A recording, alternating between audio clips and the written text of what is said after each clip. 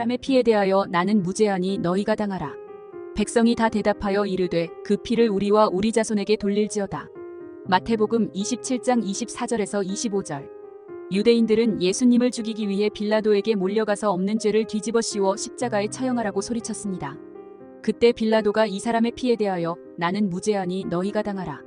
백성이 다 대답하여 이르되 그 피를 우리와 우리 자손에게 돌릴지어다. 라고 소리쳤습니다.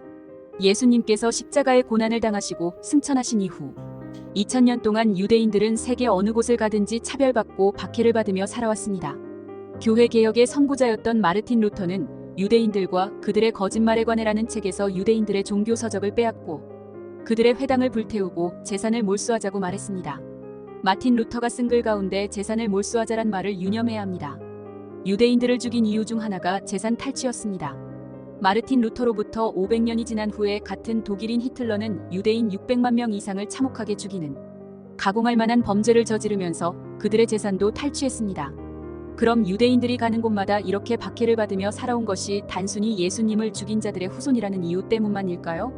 1095년 교황 우르바노 2세가 프랑스 끌레어몽 공의회에서 638년 이슬람에 의해 점령된 성도 예루살렘을 탈환해야 한다는 연설을 한 후 시작된 십자군 운동은 약 200년간 지속되었으나 결국 실패하고 말았습니다.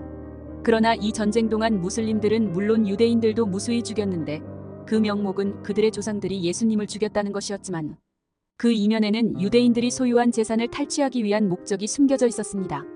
십자군 운동 때뿐만 아니라 그 후에도 유대인들에 대한 박해는 그들의 불을 탐한 자들의 소행이라는 것을 부인할 수 없습니다.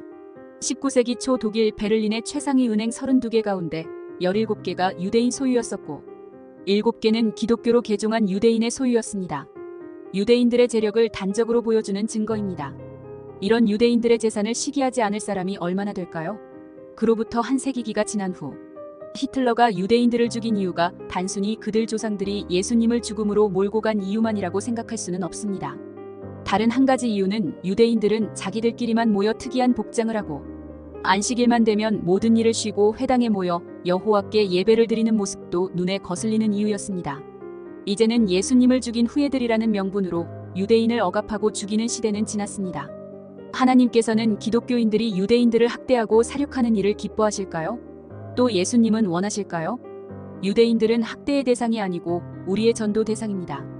그들의 조상이 죽인 예수님은 우리의 구세주시고 그를 통해서만 영원한 구원을 받는다는 사실을 그들에게 바르게 전해야 합니다. 예수님께서 제자들에게 부탁하신 모든 민족을 제자로 삼아 라는 말씀에 유대인들은 제외하라는 뜻이 있을까요? 이제 유대인들을 배관시하던 시대는 지났습니다.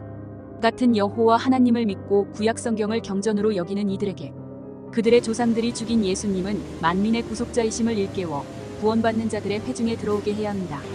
이 일은 어렵고 힘들지만 우리가 지고 가야 할 십자가입니다. 주님, 많은 유대인들이 조상들의 죄악을 회개하고 주님께 돌아오게 하소서. 아멘. 주말 잘 보내시고 월요일에 만나겠습니다. 샬롬. 로스앤젤레스에서 김인수 교수.